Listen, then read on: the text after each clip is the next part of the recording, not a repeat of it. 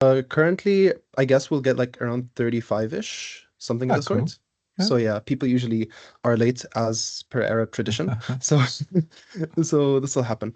Also, because people really hate Teams, we usually have a bunch of people also watching on Discord. So we currently have, I think, another 4 people attending through Discord. Okay. Um, so yeah, that happens sometimes. All right, so I guess we can start now. Hi everyone, hope you're doing super well. So this is our final session for this year's Gaming Academy. With me are Rami Ismail and Fawzi Mesmar, two of my favorite game developers in the world, which is a big place. But anyway, so Fawzi is a wonderful game designer. He's currently working at Ubisoft. He's done a ton of different things in a ton of different areas, starting in Jordan and then moving all across the world. And we also have Rami. Rami is practically one of the faces of Arab and Muslim representation in anywhere. So whenever someone wants to like have, a 5 white person panel plus the diversity panel, Rami is always well, almost always the number one choice in one way or another. So yeah, Fawzi is wonderful at anything that has to do with game design, creativity, helping you just, use your mind in a way that you've probably never thought of before. And Rami is wonderful at anything that has to do with business, production, and game design as well. Both are wonderful speakers, and it's great to have you both. So thank you for joining. Thank you for the humbling introduction. I was about to say, that's a lot to live up to. That's a Yeah. lot to live up to. Well, we've seen it in person, so Okay, I luckily know I'm I'm right. white passing, so I don't get the diversity choice that Rami gets. Yeah, I usually get like the people go like look at me during the panels like what? He's Arab? yeah. Suddenly moved to the back of the room. Yes, It's very Yeah, fun. it's yeah, too yeah, late. yeah, We're recording. You yeah. can't kick me off now. Awesome. So, just for context for anyone watching on YouTube as well, today we have something called the 10 empty slides, which is basically just going to be a Q&A. We're going to have a bunch of questions asked by different people. So the audience, if you have any questions, literally throw them in his chat and we will answer them. But we also have a few questions that have been sent to us either privately or on Discord. So I'll be reading through them, and Rami and Fauzi, you can answer whatever you'd like. And yeah, I guess we can start. So, the first question is a publishing question, and it's when you come up with a game idea as an indie studio or solo developer, what is your process for the game from making a demo prototype to finding a publisher, and which publisher should you go for, and what to present them? So basically, how would you go about creating your first game and finding a publisher as an indie solo developer? Just to be clear, first game or any game? Mhm. So at the moment they're talking about, starting up with a game idea or as an indie studio developer. So first It game. doesn't have to be first. Okay, it has to be first game. Okay. Um, I mean, I think the most important thing, right, with this, and this is something I tell very many young teams, is it's very easy to think that you have to look at the market to come up with a game idea, right? To say, okay, this is popular, this works, this is good, we're gonna make one of these. But it's gonna take you, especially if it's your first game, it's gonna take you much longer to make the game they actually think. You might think, oh, it's gonna take 6 months, it's gonna take a year, but then it always takes 2 years, 3 years, to make the game. Like the first game takes a lot of time. So um, I often sort of do a challenge with game developers where I ask them, okay, like you've got the GDC award winners, you know, and then if understanding the market was part of that, based on those games, you should be able to predict what's going to be popular in 2 years, which is how long it takes to make a game, right? So if I tell you that in 2016, Overwatch won the GDC award, what do you think won the GDC award in 2019? An Overwatch fast-paced shooter, multiplayer, like kind of like at the hype of like the sort of like shooter. What won in 2019? If you thought a game where you play like a terrible goose, you were correct. If it was anything else, they were wrong, right? And so that's kind of the reality of our industry is like market research is really valuable if you're like a really large company that has the resources, that has a new zoo account that can look at like the movements in Steam. If you're starting out in this industry, do yourself a favor, make a thing you care about. Something that just comes to you that is important to you, because that's a really good reason to start a game studio. Running after the market is just going to make you miserable, right? So um, that would sort of be like my tip to sort of get started on coming up with an idea. There's no right answer. You can't say Um, like this is the correct game to make. Fuzzy. yeah, one thing I can add, and actually, since I have the benefits of being on my computer, I can share my screen sometimes to share some illustrations. So I could give everybody in the audience a quick exercise that they can work for towards determining what they should prototype and test for their game idea. It usually goes something like this.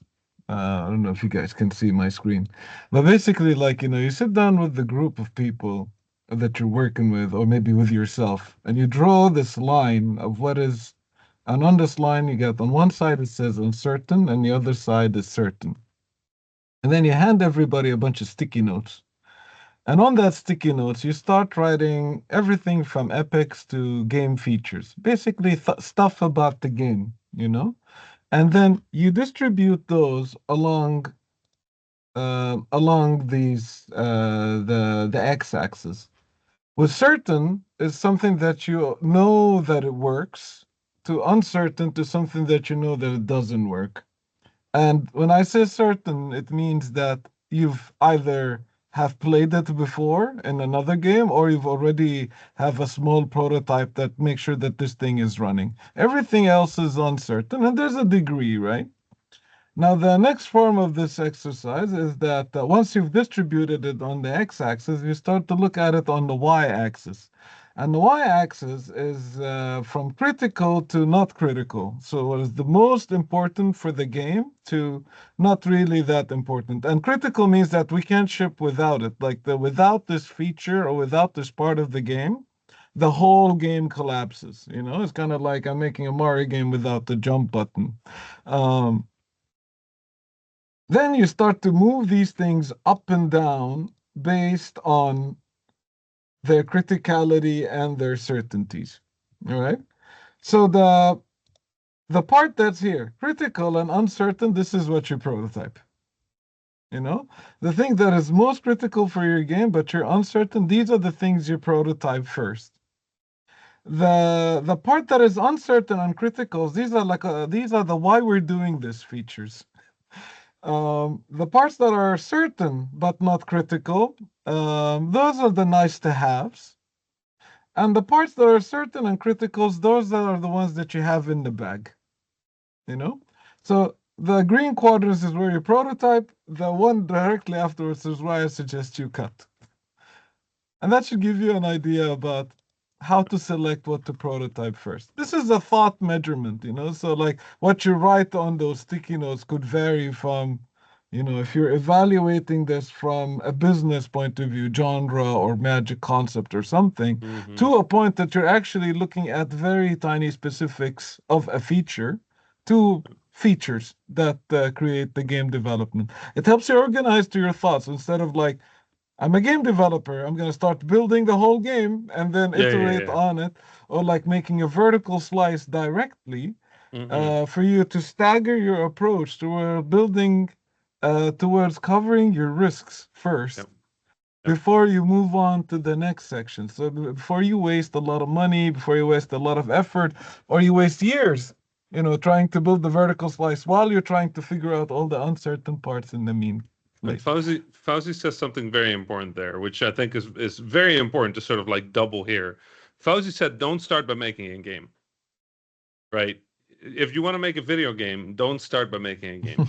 Start by answering the questions that are uncertain, right? And if you have a feature, a really quick way to see if something is uncertain is when you say like, how does that work? And somebody says like, oh, we'll just do the thing.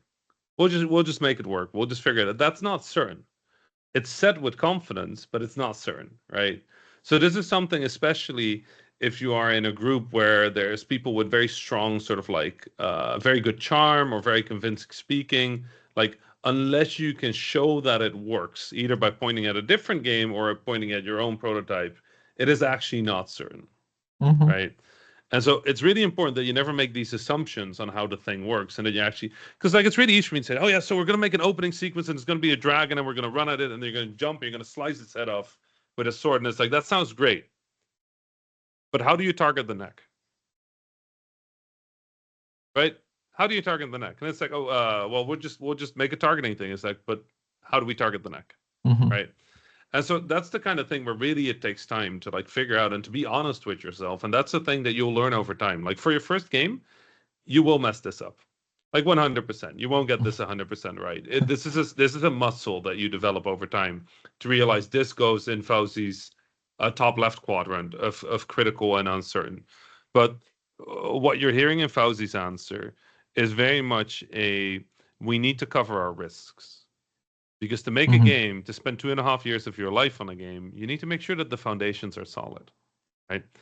Then when it comes to the next step, which is when you start talking about vertical slices or something like that. Like in your prototyping, you're trying to answer, should we make this?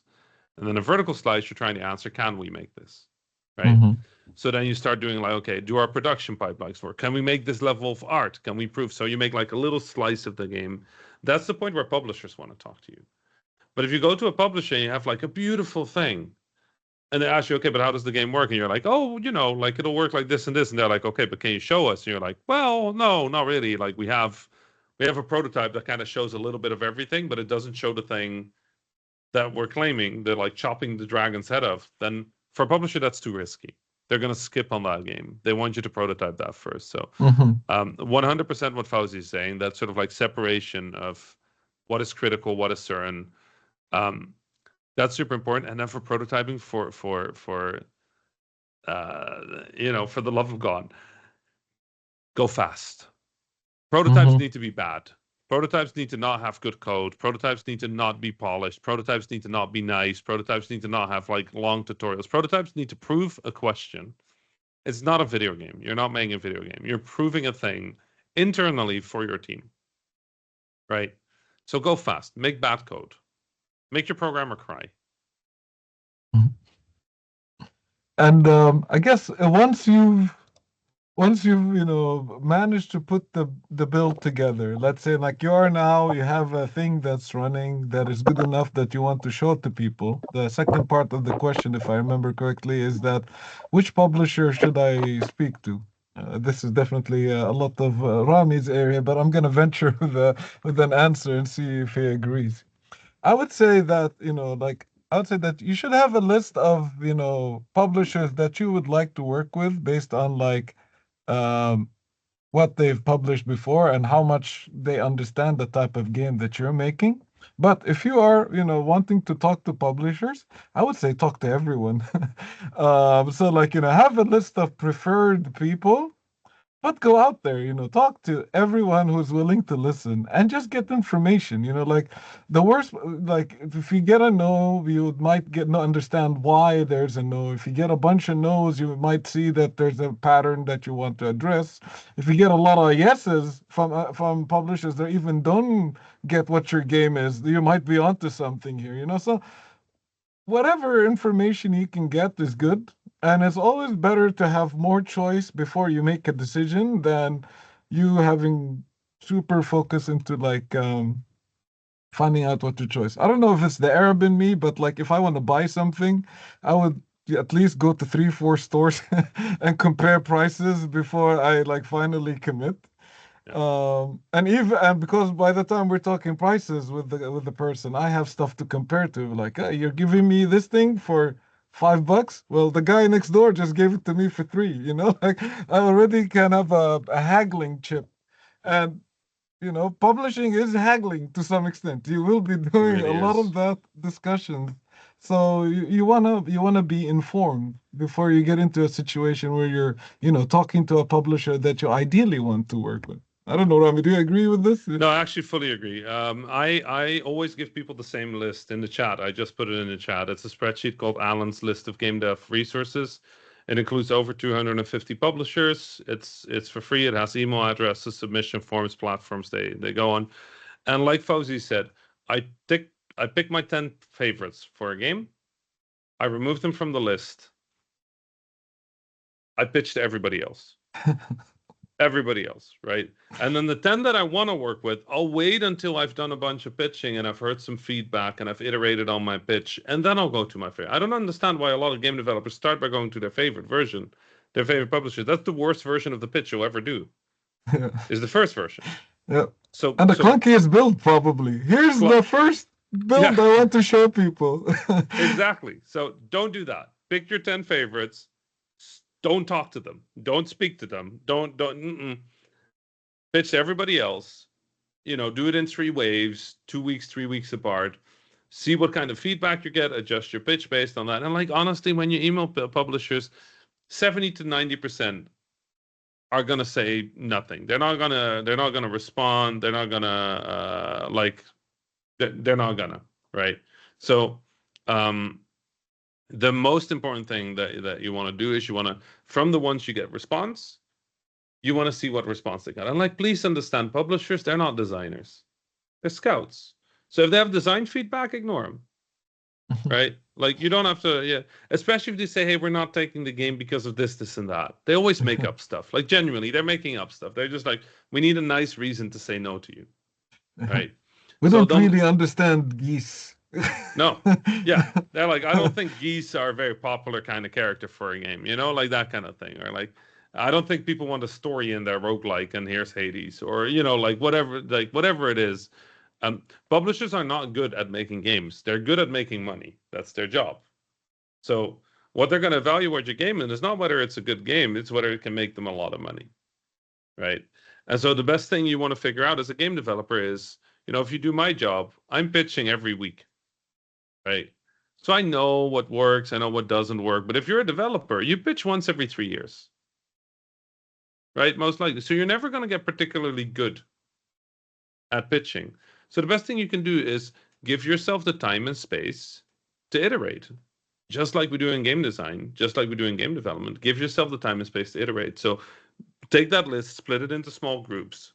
If you want, rate them 1 to 10 and start with the 1s. And then do the 2s, and then do the 3s, and then do the 4. And every time you'll get a little better at pitching. And then 2 months in, you're at the 10s. If it doesn't work, halas, next game. If you did it right, you didn't spend too much time prototyping, you didn't spend too much time vertical slice. If nobody responds, come back to the game in 2 years. Because the industry will be in a different place. Like 2 years ago, we were not here. Right? Now, the big thing is short, small indie games. That's the hype. That's the thing publishers are investing in. 2 years ago, it was $2 to $5 million things. Right? So completely new opportunities. So just put it in the fridge. Come back to it in 2 years. Look at it and go like, this is rotted. This is no longer good. Halas, don't do it. You come back to it and you go like, oh, actually, this is cool. Let's do it. My game Nuclear Throne, we started on that 3 times. We started on it once. It was bad. We turned that game into a first-person shooter called Gun Gods. We started on it again. It was still bad. On the 3rd time, my co-founder at the time, Jan Willem Nijman, came to me with an idea that changed the context of the game, and suddenly it worked. And we're like, okay, we're making it. But we couldn't figure that out the first 2 times we tried. And instead of spending 6 months trying to figure it out, just made a different video game. So don't waste too much time. Awesome. This was a very, very thorough answer. I was just checking if you hit any of the other points in some of the other questions, and honestly, you have. So, so thank you for this thorough answer. That was wonderful.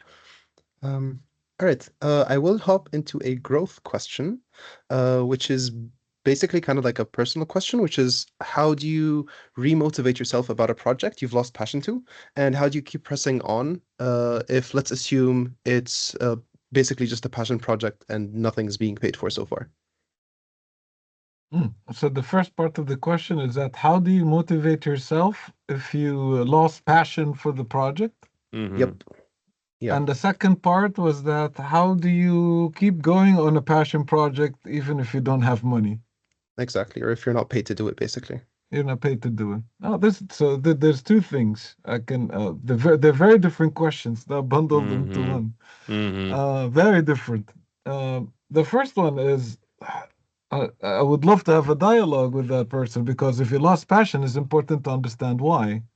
But if I want to give a general answer to that, I would it's oddly enough, it's where Rami left off.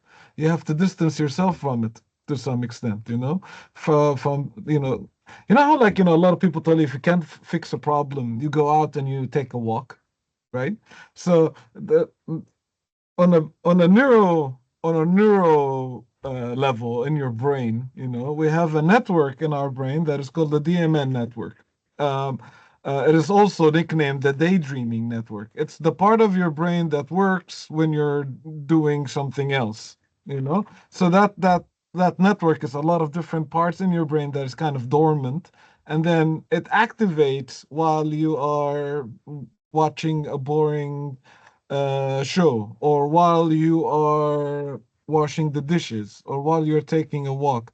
What happens is that there's a problem that's in the back of your mind, and then while you're doing something else that is completely unrelated, the DMN gets activated, and then it starts to take the input that you're seeing and makes these connections randomly, and one of them could be the solution to the problem that you're facing or the project that you're working on.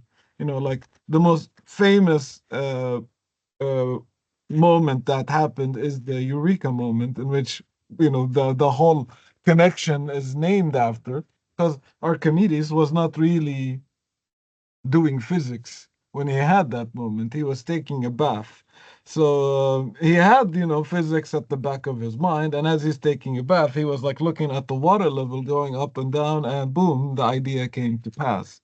There's many examples of that. Like one time, the designer of the Nike Air shoes was trying to figure out how he's going to design the Nike Air shoes, and didn't have an answer to this. And he was in vacation in Paris, and he was looking at the Pompidou building, the museum, and he saw that that building has pipes on the outside. So it looked as if it's an inside out building. And he was like, "Oh, that's cool." And then like he integrated pipes and stuff like that into the design of the Nike Air shoes, which is we still have it till this day with the translucent kind of parts in the sole. So whenever like you run into creative block, some people might call it, you feel like you're not actively invested in something, or you feel that it's not tickling your fancy anymore. Uh, the best advice I would tell you is to procrastinate, which kind of sounds like counterproductive, but it's really go out and do something else. Yep. From taking a vacation, taking a walk, pick up a new hobby, whatever it is, something that you're going to do that is completely unrelated to the problem at hand will end up inspiring you back. Play other video games. That's another thing I also recommend for a lot of people, because not only can you get inspired by what other people make, it will also remind you why you got inspired to get into this mess to begin with. So like we might get like burned out of making video games, and then you play a video game and go like, "Ah, video games are cool, man." Now I remember why I make video games.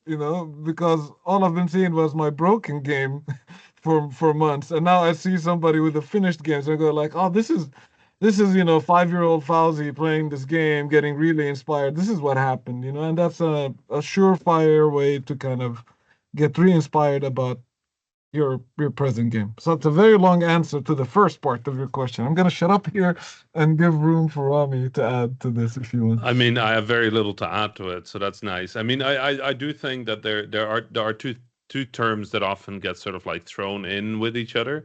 I think there's motivation, there's discipline. I think they're two very different forces that you have.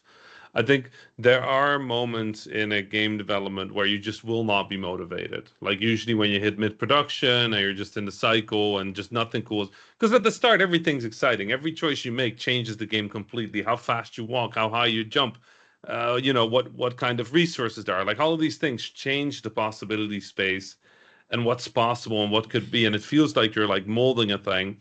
By the time you're in mid-production, it feels like you're at a machine like factory, like, making t-shirts or something. You're just doing the same thing over and over. And so um, there is a distinction to be made between motivation and discipline. And I very often hear people say, like, I'm not motivated anymore. Is this bad news for my project? It's not.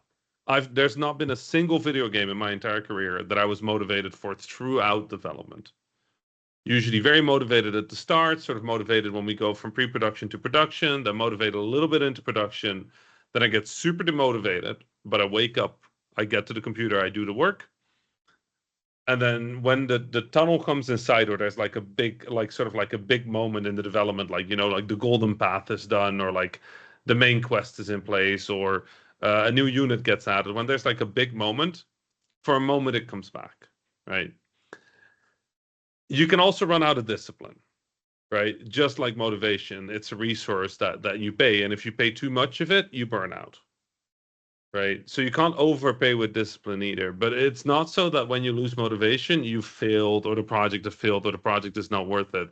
There's something to be said for just waking up and doing the work. But if that starts getting hard, if that starts getting painful, then I have the exact same advice as Fawzi. Go outside, pluck flowers, draw a thing, go driving, go on a road trip, like take up drawing if you can't draw, or writing if you can't write. Like do a thing that is not your normal thing.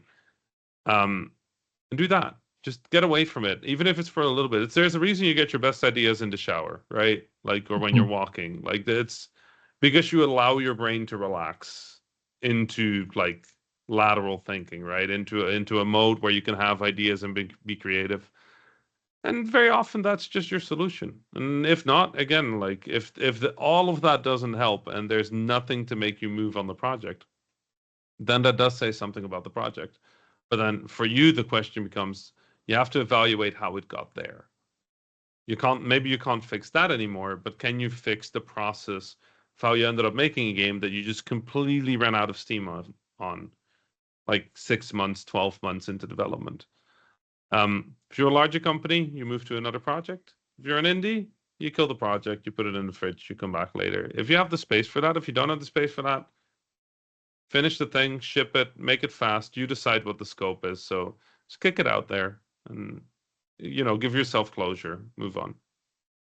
And one thing that you mentioned, Rami, that kind of reminded me of something. Like I've been on projects from 2 people to 900 people together working on this one game. And what they all have in common is that at some point, everybody, or at least somebody, was saying like, I don't think we're ever going to be able to finish this thing.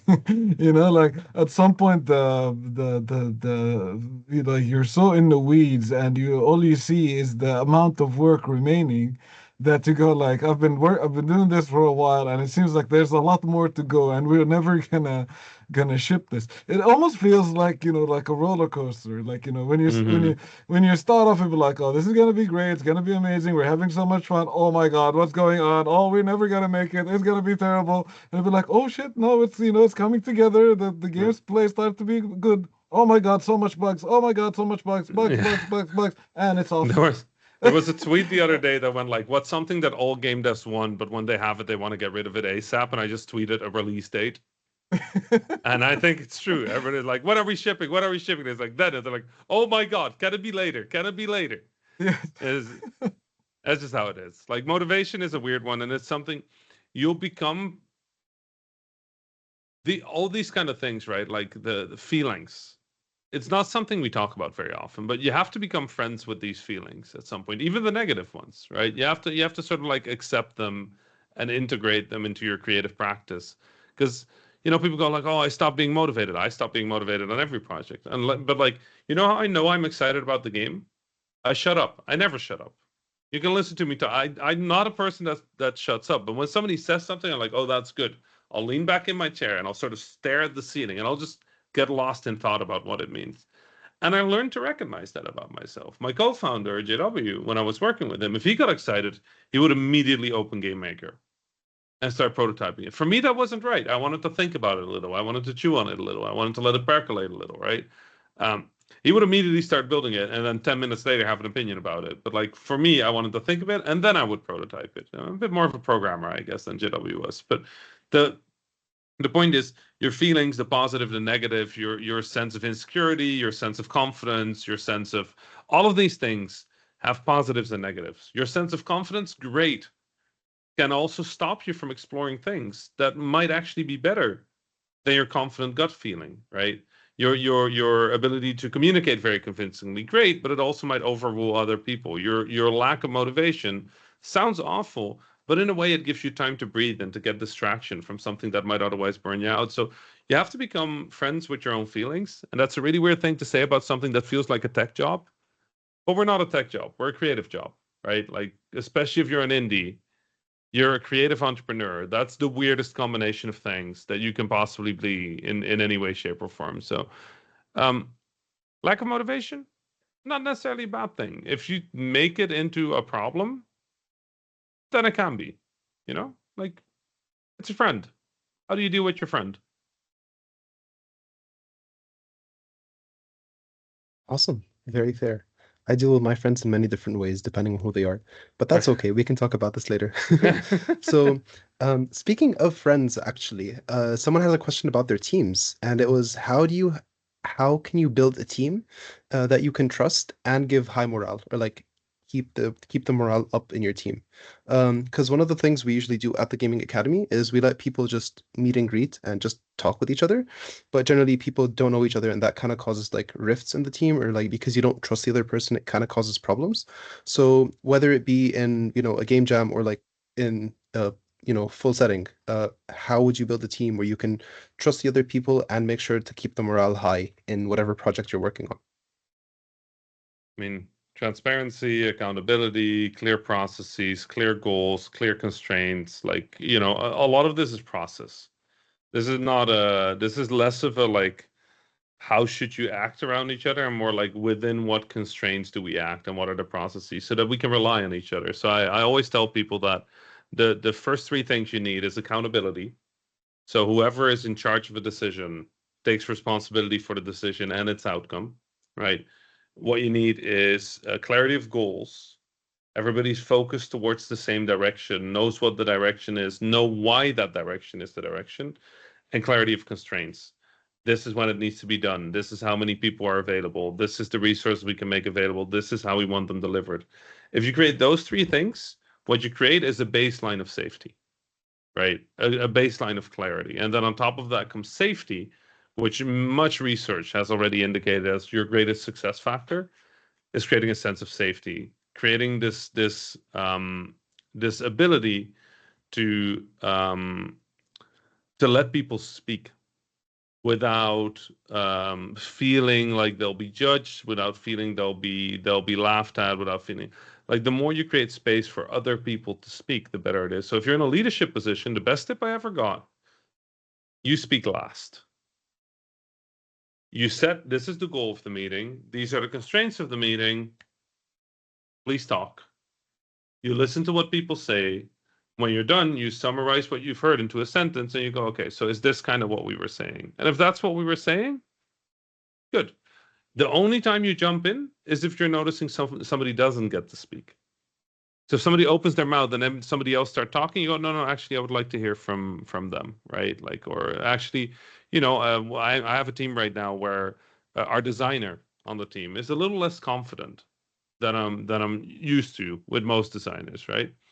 Um, and so to get them a little bit more involved in the conversation, I try to make sure that I ask them also on other topics to sort of like speak and to see that the team is safe for them. And if somebody tries to make it unsafe, I stop them. So I'm just very much managing that process of making sure that people feel like they can speak on any topic, but that also it's clear who's in charge. And Fawzi just posted something wonderful called a RACI chart. Fawzi, you want to explain the RACI chart? Yeah. As you were talking about it, Rami, I thought I'll put in the chart because I figured you will inevitably I get can, to it. I can do it, but if you want to do it, that's fine too. Yeah, we'll tag team on it. So, Okay. like as Rami said, process is the most important part of making sure that communication happen effectively. A lot of the fights in the teams usually happen because somebody felt that someone else stepped on their toes, somebody felt that they were not listened to, or somebody felt that they don't have ownership over the game to some extent. And usually all of that happened because there was a lot of assumptions that were never really explicitly said. So like, somebody goes like, I thought I was supposed to make the game design. And the other person was like, no, it's my vision. Boom, instant fight. I was like, oh, I thought I was supposed to talk to publishers. And the other person was like, yeah, but I booked the meeting. Boom, instant fight.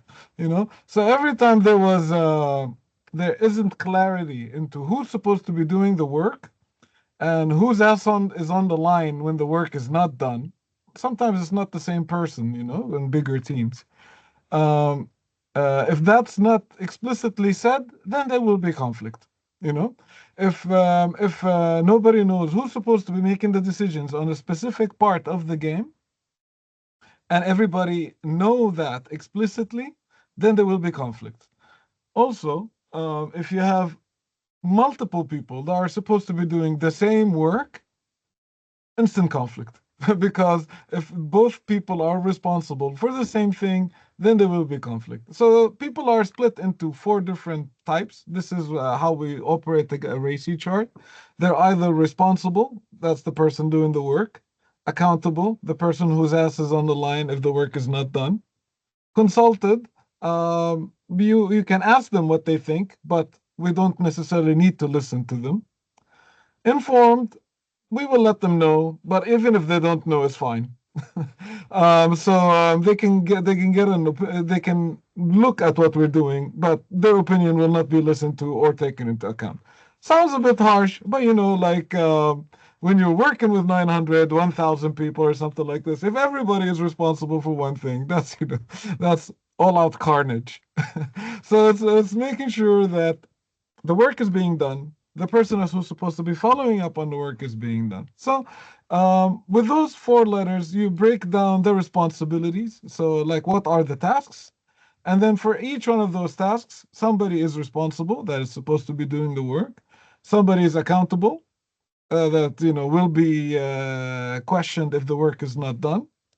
And then other people either consulted or informed. So, like, they'll be on CC in the meeting, or maybe they can play the build when they want, kind of thing.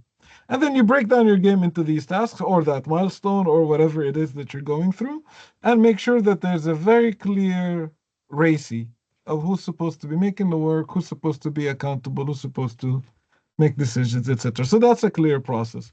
A general rule of thumb in all human interactions, not just making games: don't be an asshole. If you have an opinion, there's a million ways that you can say it in a nice way. Assume good intent. So if somebody have stepped on your toes, it's safe to assume that they may or may not have known, better than they're out to get you. So when you assume good intent, then you can try to find out where the conflict came in place and make sure that it gets resolved. And last but not least, making games is a team sport. Sometimes you're supposed to be in that position and somebody else picks up a slack. Sometimes there's a bug that's not theirs and somebody fixes it. Sometimes you're supposed to get the rebound, but the point guard makes the jump and gets the ball. It happens. And we eventually all need to work together in order for things to come true. I wish I could tell you that game dev team is like an orchestra in which every instrument player have their seat and they have their notes that they're supposed to play, and they're only allowed expression within that note. Um, but we game dev team is more like an orchestra, but it's a jazz orchestra in which we're kind of improvising, and it's also all happening while a game of musical chairs is happening, and people bouncing back and forth between chairs. That's a lot more what the reality is. It is organized chaos for the best part, and you need to have that flexibility in mind for like how these processes come to be, in order for you to feel okay with how other teams may or may not overstep their bounds. Yep. That was wonderful, actually. Thank you so much for this answer. And for Rami to just say yup means you practically covered everything, which is also wonderful to see. So jumping into game design, we have a very broad question, which is how can I make cool scenes that people will talk about in my game? I mean, this is Fawzi's big thing. So Fawzi, how about you take this one? Yeah. Man, I do an hour-long talk about this particular topic. Did I do it for the academy before? It's the memorable moments talk, right? Yeah, so I did a talk about that, about creating memorable moments in video games. Soon is going to be available online, luckily, through the GDC showcase. So I will link that to you guys so that you can watch it when the time comes. But if I was to summarize it, when you're creating a video game that you want it to be memorable, it's important to know how people remember moments generally. And we tend to remember things.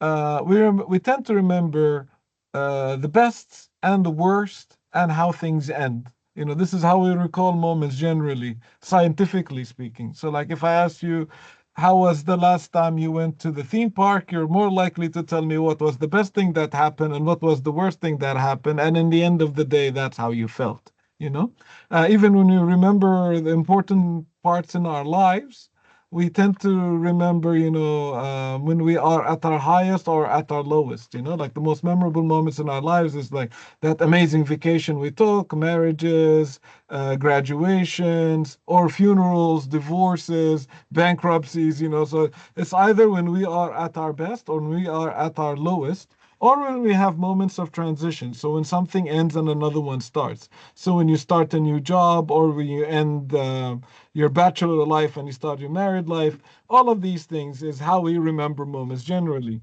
So the general rule of thumb, in order for me not to be blabbing for the next hour, is that when you're creating a video game, you need to create several moments of peaks, right? Moments, high points and low points, and you highlight moments of transitions.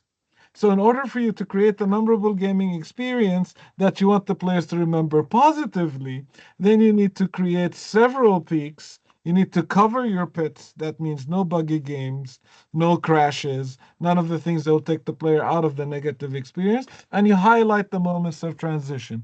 So if it's a narrative sequence, you highlight when the hero becomes a hero, or you highlight when you defeat a boss, or you highlight when Spider-Man meets the other Spider-Man. You highlight these grandiose moments and you create these peaks, the moments of their super high in impact, and you make sure that you cover the peaks. And in the talk that hopefully I will link to you guys soon, I go at length to describe what are the memorable moments and what are these moments made of in a lot of details. They have several characteristics, but that's the overall theme that I would say. You have to be quite deliberate in how you're pacing these moments, and aware of what these moments are actually made of. Awesome, wonderful. Honestly, super excited to have your talk be available publicly. I've been talking about it for 2 years now, so I'm glad I can just share it from now on. Well, because my So, book is coming out this year, so there's no need oh, to. as well, amazing. Yeah, it'll be available this Christmas. So by the time the videos are up, it's done. Awesome, wonderful. That's perfect. All right, so now we have a question about again, personal growth. So I'm gonna combine both of these questions in one because I feel like they kind of work together. So they're both about CVs and stuff. So the first one is, as a newbie, what should my CV consist of, and where do I job hunt, knowing the constraints of our region. So given that the Arab world is still growing, we don't have too many spaces, as you both probably know. And given that remote work is probably the only option at the moment. And the second part of the question is there an example of what a good junior CV for a game designer looks like? Well, I will tell you this much. Like a resume in the games industry is basically it depends on what job you want, right? Because this looks very different per job. For a designer, it looks very different from a programmer. It looks very different from an artist. But the two things that I've always learned is that a good resume is aspirational. It shows you what you want to be good at, what you want to achieve, what you want to be in this industry. Because if I want to get a good programmer, I'll get 1,000 of those, right? What I want to know is, are you a good team player? Are you an interesting person? Are you driven? Are you motivated? Are you able to like pick up problems on your own? Um, I was for a junior. I'm looking less for that than for a senior. But the thing I very often see when people make resumes and they can't get a job for a very long time is that they try to show that they can kind of do everything, right? And very often that's not, at least not for indies, that's very much not what they're looking at, right? Like what they're looking for is somebody who can do the thing that is important to them, right? That has a similar vibe, that expresses themselves in a specific way. Um, so I like to believe that a good resume, per definition, looks like a person. Like I get to know you through your resume a little, like how you are, how you act, how you think, what you care about, what is important to you, the style of work that you're interested in. Because like I'll be really honest, if you can program super, super, super well in Unity and like you're very expressive in it and like you write your code with like high diligence, you're doing it mostly in C sharp. If I'm gonna do C sharp but not Unity, I'm still gonna consider you because I can see how you write, I can see how you work, I can see how you comment. Like all those things matter to me more. And so for resumes, the main thing I normally look at when I'm hiring or when I'm helping studios hire is like, does this person from their resume feel like they understand the communication that comes with a resume? Because that's actually the bigger test. I don't care about how well you can program. Like I care, but like I have 74 people that are submitting their resume that hit that baseline.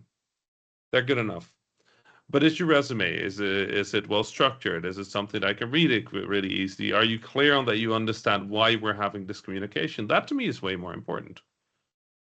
Because I can get a 75 programmers, but out of those 75, I can get 3 that are good communicators. Right. And so I think being aspirational, this is who I want to be, and sort of like being a little bit more open about that without saying like this is the only thing I want to be. I think that's kind of the biggest tip I give people for their resume. It's like it's a brag sheet, right? Like be you. Don't try to be what you think they want to hire. Like be you, see if that fits. And then to some degree, adjust your communication to show what value that offers for the person that is hiring you.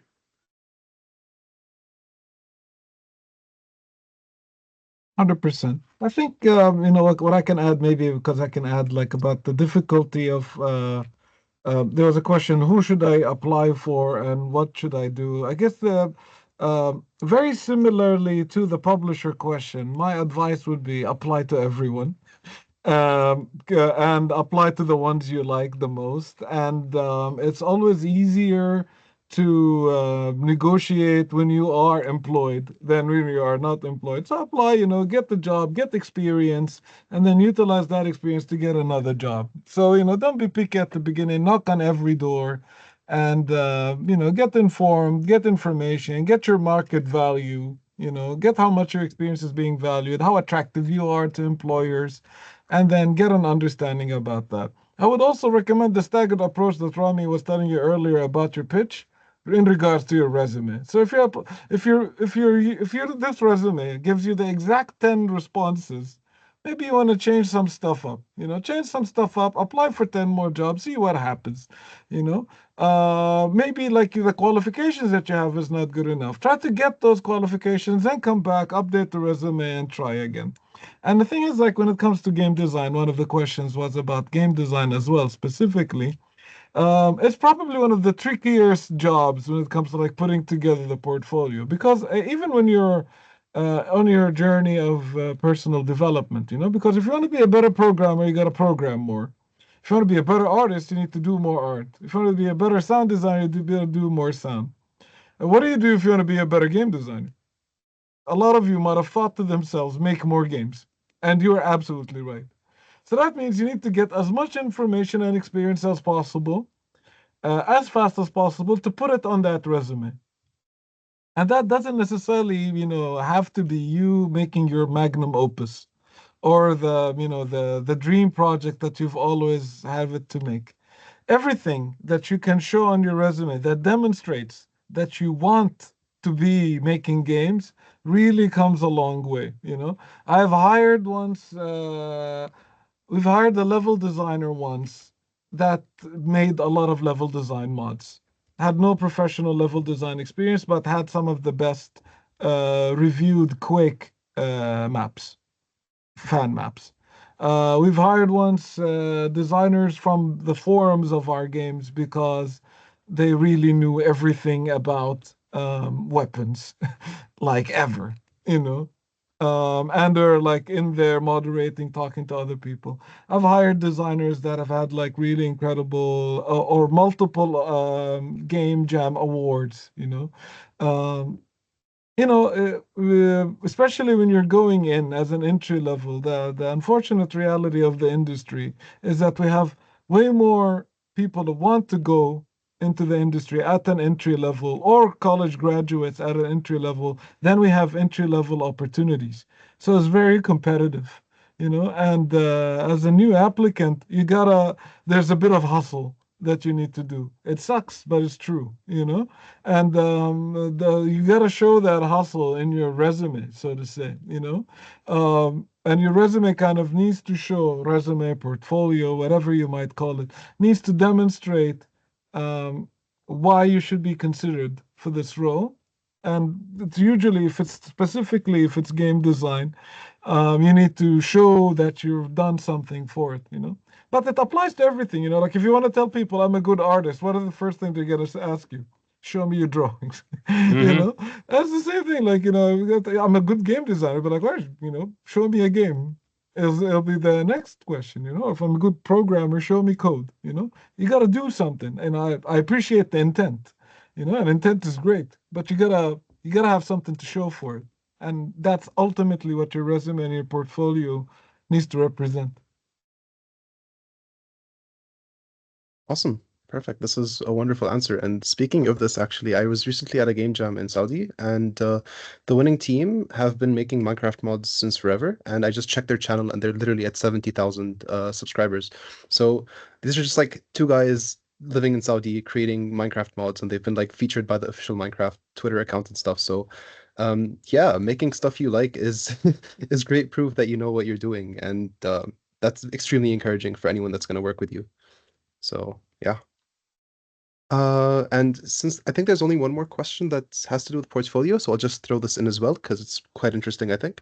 Mhm. And it's someone that has a couple of years of industry experience under their belt has nothing to show because most of the projects they've worked on were canceled or just private to certain clients. So how can they showcase their work if everything they've been doing for the past 3 years is either NDA'd or just hidden away, basically? Um, so there's two different ways of approaching it. It depends on the NDA as well, so that is worth talking about.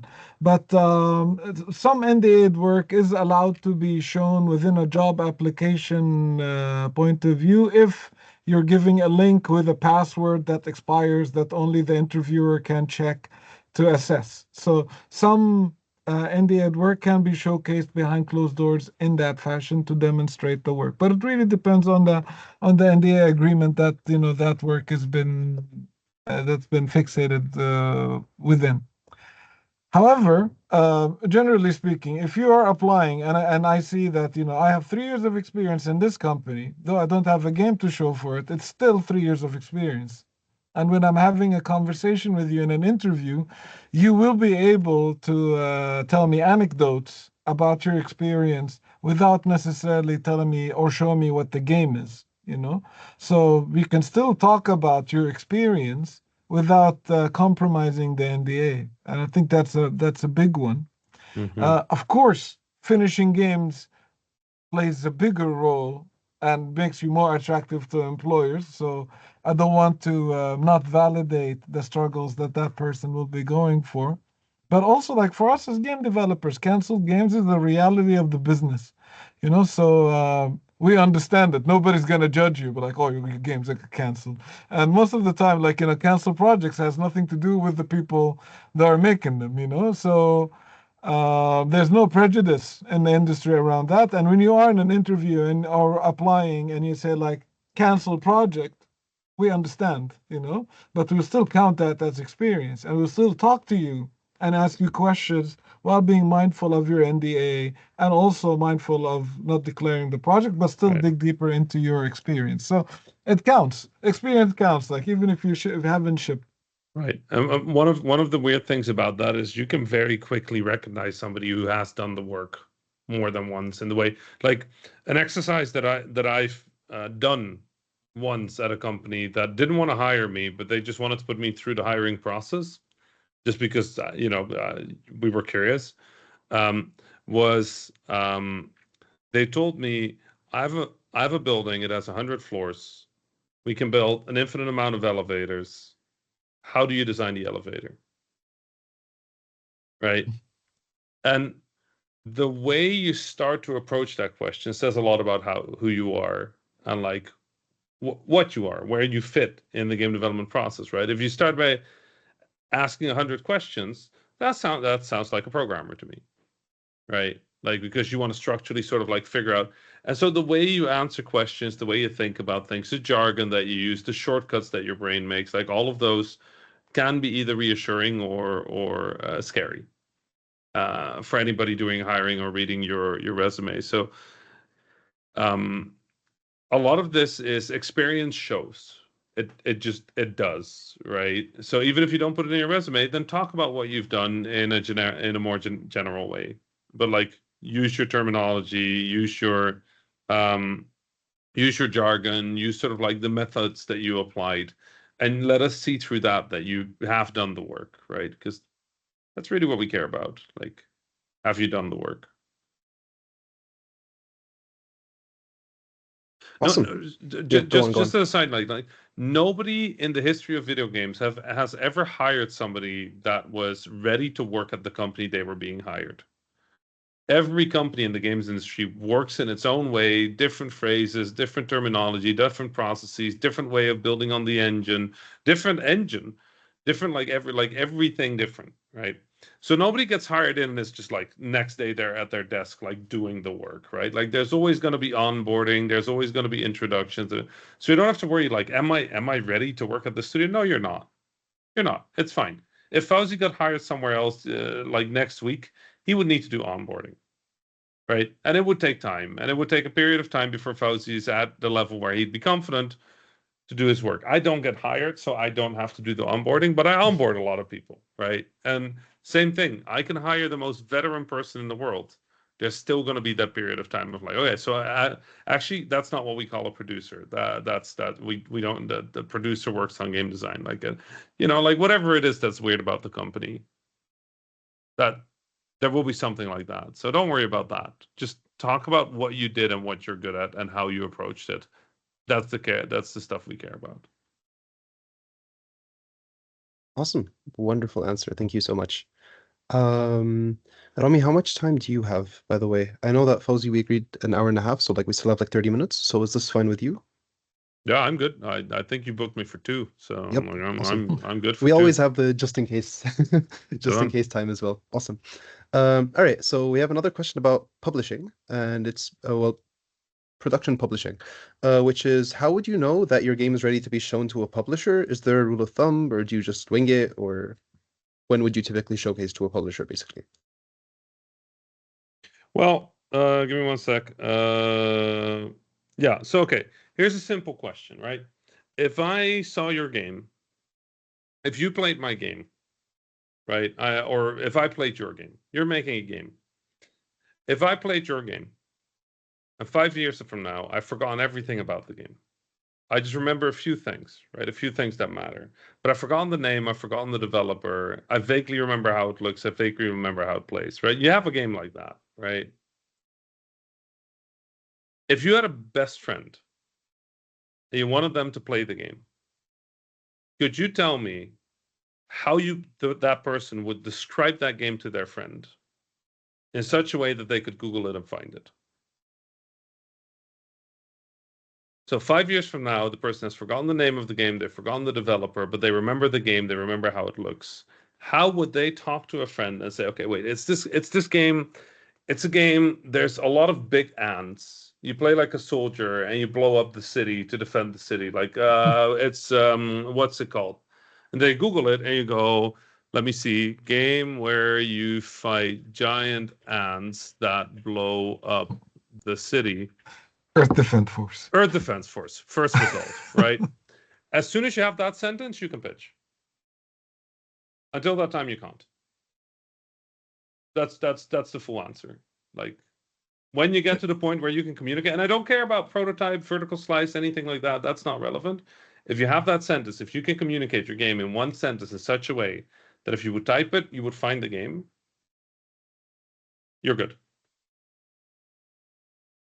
Is that game where you play as a dolphin? Yeah, but that's the thing, right? Like, if you have that sentence you're basically good, because at that point it's very clear that that's this game has a personality, and you know what's special about it. You know what stands out about it. That's kind of the thing. Like, too often I get a pitch and it's like, yeah, so it's a roguelike.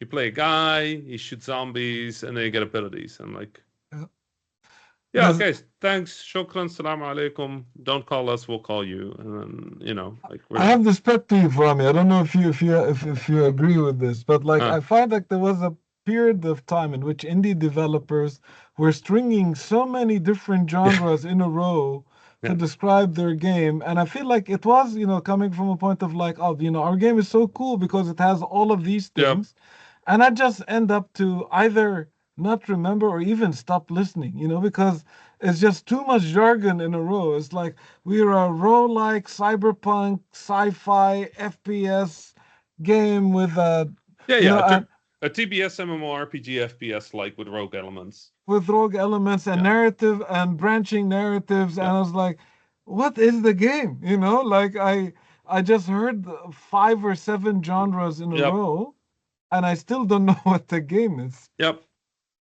Yeah, but that's the thing, right? Like, if you tell me it's Vampire Survivors meets The Settlers, I can't Google that, right? It's better, but I can't Google that.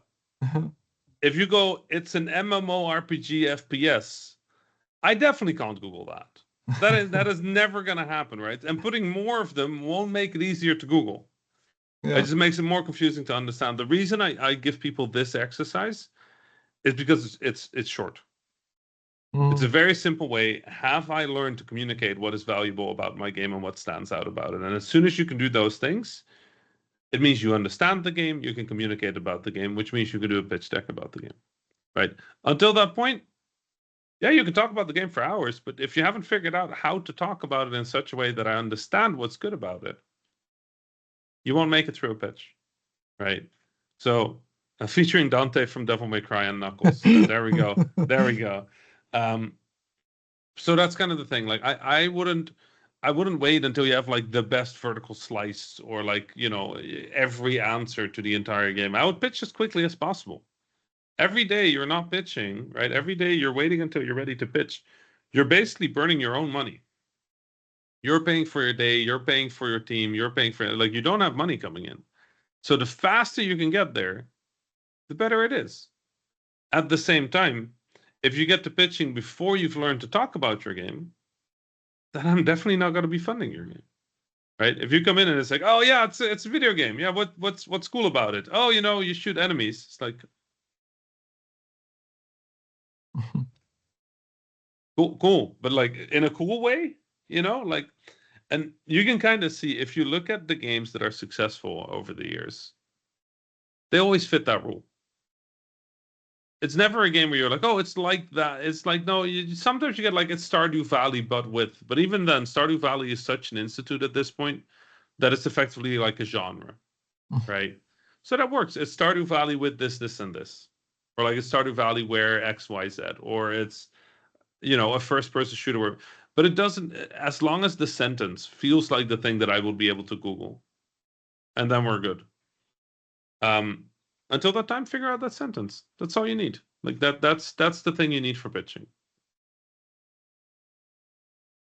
Don't forget, like, when you pitch, you're not selling a video game.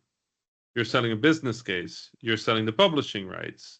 You're building the video game. You're funding the video game. You're taking the money from the publisher rights sale and you use that money to build the game that you've now promised to somebody in a contract, right? Like, it doesn't work the way people think, where it's like, oh, the publishers care about video games. 97% of publishers don't care about the video game.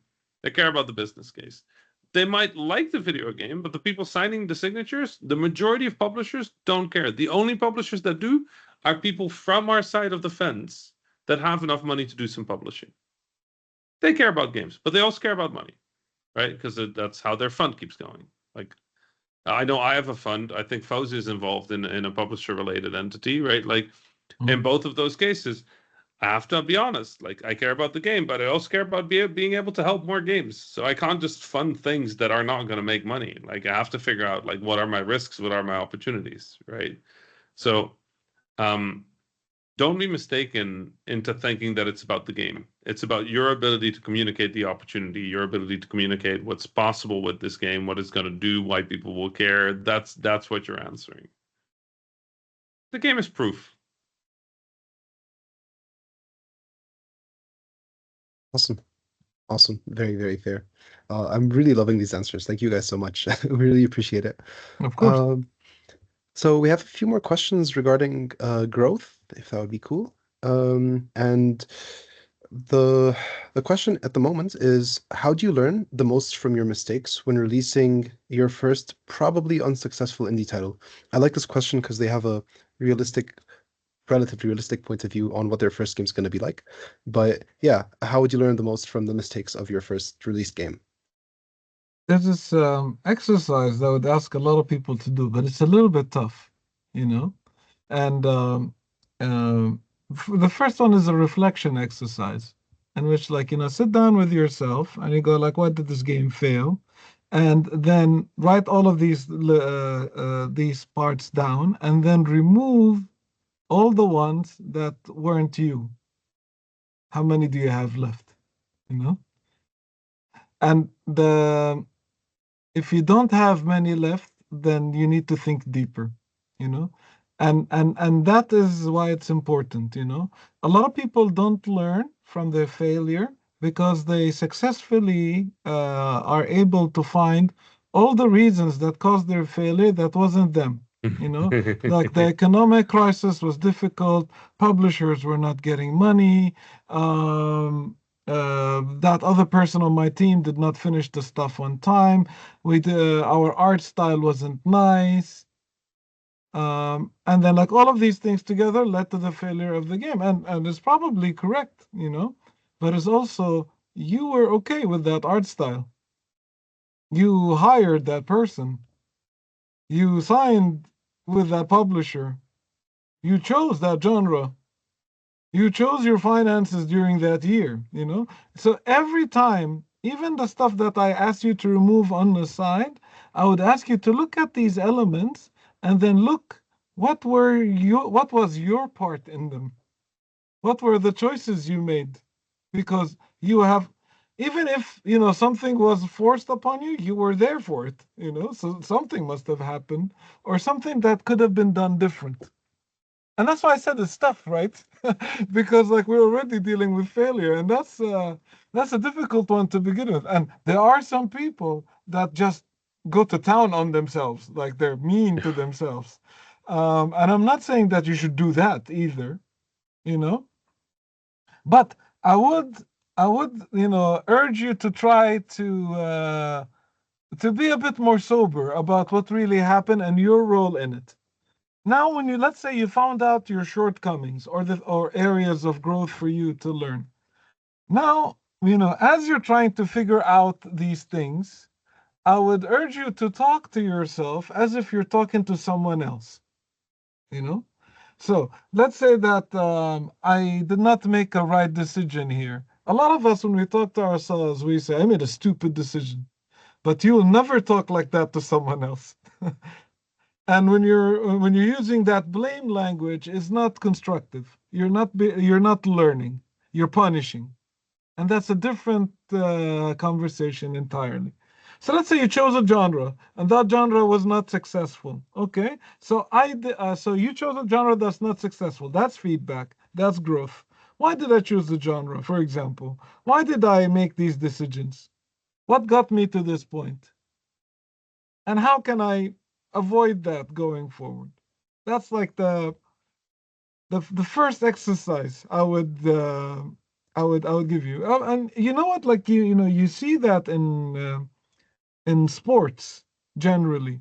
Like when a team loses, what do? They go back to the locker room and they watch the game together. They see what happened, and they go like, oh, this player was not in the right position. They outplayed me here. I was, there's factfulness in their review in which, like, every player has their stats, of how much they hit, how much they've missed, facts into their performance compared to what was supposed to happen. And then actual review that was going on. The team comes together, looks at the orchestra as it plays, and goes like, "Oh, we should have done this different. We should have done that different." So it's obviously it's me explaining a retrospective, but I'm diving a little bit deeper into the mentality that we should have going into a retrospective, especially if it's a small team. Sometimes it's one or two people. It's very important to know the role we played. Yeah. And being sober around that.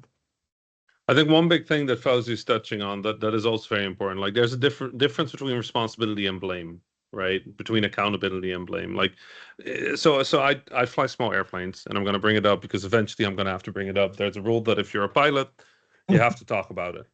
Yes. And so the thing in aviation is when things go wrong, you die, right? That's kind of the thing. It's like when things go wrong in aviation and you don't deal with it well, you die.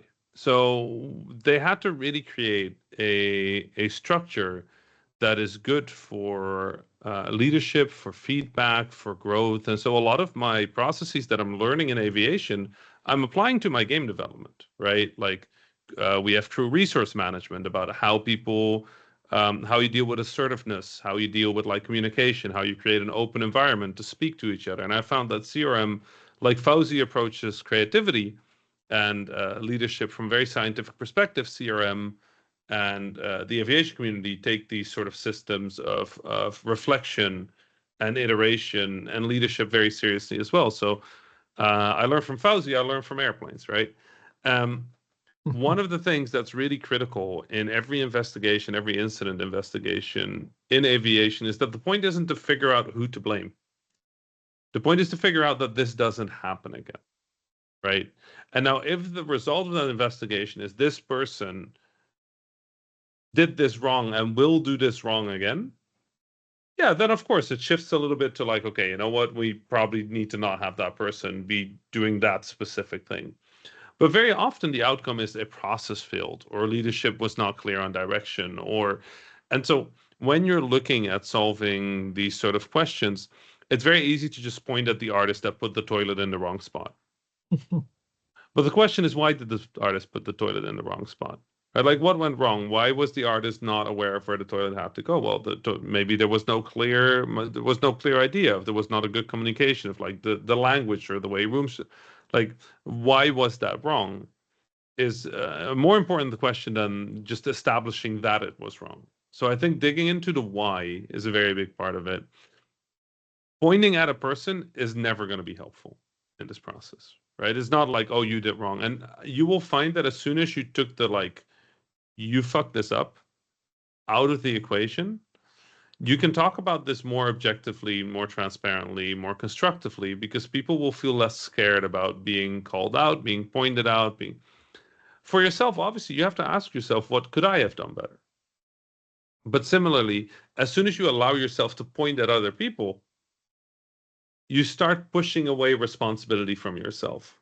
So one thing I've really learned is like, you can't remove the human from the equation, but you can remove the specific human from the equation, right? Instead of saying this pilot did wrong, the pilot, right? Instead of they fucked up, here's the sequence of events that led to this incident happening. And I think that has really given me a much healthier way of doing feedback, where I blame myself less. And I do the same after every flight. When I touch down, I look back at the flight. I check, was I on my route? Was I on my altitude? How was my landing? Was my airplane configured correctly? Was my airplane configured correctly for taxi? And I just go through the things that I've done wrong in the past. I'm like, okay, you know what? I did this wrong. Did I do my 15-minute checks? No? Okay. Fucked it up again. Okay, cool. Let's do it better, right? Like, how can I prevent that from happening? I take my watch, I set a 15-minute stopwatch now. And every 15 minutes, my watch buzzes and I do my in-flight checks. And so that's how you create this sort of iteration process of improvement. I don't do it by going, oh my God, I suck. Because I'm not fixing anything, right? I'm not making anything better. I'm just creating this blame in a place where blame isn't necessary, right? So That's something I wanted to sort of like jump off of Fawzi's answer, because I think that is one of the most critical things I've learned in the last few years. Is you're always looking at processes. You're always looking at like the sequence of events that went wrong. Yeah, that's very, very valid. And one thing to just tell you guys that if you do end up making a game and it's unsuccessful, you still made a game. Like that in itself is a huge feat. Finish something. I've made some real shit games. I don't know if anybody's ever heard of Dinosaur Zookeeper, but most people haven't because I don't like talking about it. But that was a bad video game. That was not good. But hey, you know, I worked on it. I'm proud that it shipped. We made enough money with that game to make a next game. You know, like, you know, I'm still here. Like something must have gone right. Like that's the other thing. Like I think very often it's easy to look at like failures as failures, but if you get to make another game, you're good. Like you're good. Like genuinely. Like if you get to make another, you know, any landing you can walk away from is a good landing. Every game you ship is shipped, you know? That's it. Like we're good. Awesome. All right, so we do have a couple more questions. So I don't know if you'd like to rapid fire through them or if you'd like to just pick the best ones. Shall we do like 10 to 15 word answers, Fawzi, on these? Let's try. Like rapid fire? Okay. Yalla. All right. I'll start with the publishing, then production, then growth questions. For publishing, if a person has a demo, so publisher level, not commercial level, that has everything planned out, what else is there, if any, besides the typical routes to do? So the typical routes meaning going to a publisher, Kickstarter, or self-publishing. Do you want me to rephrase the question a bit? You said that you figured everything out. So you have a game that has a good demo. It's good enough to show to a publisher, but not on a commercial scale. So if they know that they can approach publishers, Kickstarter, or they can self-publish. Are there any other routes to take? I mean, grants, government, those kind of things, but that's kind of where it ends. If you're gonna consider Kickstarter, do it after you've talked to every publisher. Yeah. Cool. So Rami, I'm just gonna like hop off on what you said because of another session we had. When you're on Kickstarter, you've basically just shared your game with the world, and once you do this, everyone will know whether your game is good or bad. Whereas when you're sharing it with a publisher, it's kind of like you're sharing it with certain people, so you can either fix it before then, or everyone's gonna have like a very solid idea about what your game is like and whether people are willing to throw money at it or not. Yeah. The short summary is fail in private first. So talk to every publisher because every publisher hated it. You put it on Kickstarter. Nobody on Kickstarter knows every publisher hated it. You put it on Kickstarter, it fails, and you go to publishers. Every publisher will know everybody on Kickstarter didn't fund it. So if you can, publish it first, Kickstarter second. Awesome. Someone else asked, as someone with no prior big releases or successful projects, how do you approach a publisher for your game? I mean, a lot of times the game speaks for itself. You know, like if you know that you don't have the track record, then you focus on what you have. You know, sometimes the track record enables you to push forward an underdeveloped idea, but if you don't have the track record, then you gotta go in to razzle and dazzle, and in that case it becomes an asset to you. They'll be like, what, this is your first game? That looks great. Like you'd want that reaction, I would say. Yeah, very much the same answer. Like your credits, your portfolio, your track record is a piece of evidence. If you don't have that evidence of your ability to deliver something good, if you have that piece of evidence, you can under-deliver on prototype, you can under-deliver on vertical slice because your track record proves that you will be able to do it. If you don't have that evidence, you will have to make up for that in the other evidence, which is your prototype, your portfolio, your idea, whatever it is. So, it's not a big problem if you don't have a track record, but you do have to you now have to replace that evidence with other evidence. Yeah. Rami and I have both seen games, like I can remember several incidents. And Rami and I were at the show, and he would show me a build, or I would show him a build, and I'm like, these guys never made a game before. And he's like, shit, gotta show this to people because this is really good, Yep. Awesome. Next question. Can you and should you start working on your branding before releasing your first commercial game? When you say you mean the game or the developer? The indie team. The team? Yeah, like should you as a team start working on your branding before releasing your commercial game? I I think. mean, Go sorry, ahead, go, Ron. Fawzi. No, you go ahead. To a degree that you want your developer name to be that you want your developer brand to be somewhat memorable, so that if people see it again, they go, "Oh yeah, I remember that." Um, but don't forget, branding does not have to be as complicated as people make it out to be. Like Apple was not a smart name for a company. It's an Apple. Like SEO wise, that's a terrible name. Nike, not a good name for a company. Like every brand that you know is not a good name for a company. They just picked it, they stuck with it, they released enough stuff that eventually it started meaning something. Supergiant name, iPhone. yeah. Supergiant Games, not a good name for a company. PlayStation, not a good name for a company. None of these are good names. It's just they stuck with them long enough that we started recognizing. Branding goes the other way around. You don't make a memorable brand, you make a brand memorable. If you keep that in mind, make sure your branding is, baseline good, and then go from there. Yeah. I will only add that, you want the world to know about your game. That's the most important part. You want everybody to know about your game. Everybody. So branding is important, and the faster you get a head start on that, the better. In terms of like making sure that people hear and are aware of this game in a very competitive and flooded marketplace. Hopefully, if the game is famous enough, you become famous. But Yeah. it's about the game now, and it's about making sure that people are aware of it, and players will be able to wish list it and all of that jazz. And that's a perfect segue into the next question that has to do with players, which is how do you build a playtester audience when attempting to make a small multiplayer indie game? I fear the multiplayer games, so if y'all have any advice, please go for it. Is it an online multiplayer game or an offline multiplayer game? If the person that asked the question is here, please answer. If not, I'll assume it is online. Your Just an eyebrow assumption. says you don't know. Yeah. I have no idea. No, that's why I Yeah. asked for whoever is here to answer. You can do online. I'll do offline, Rami. Oh, yeah. Yeah. Me first? Yeah. First. Go online. I do online. For online, the best thing you do is reach out to indie communities. There's still Tixors, there's still communities out there that you can use to do that.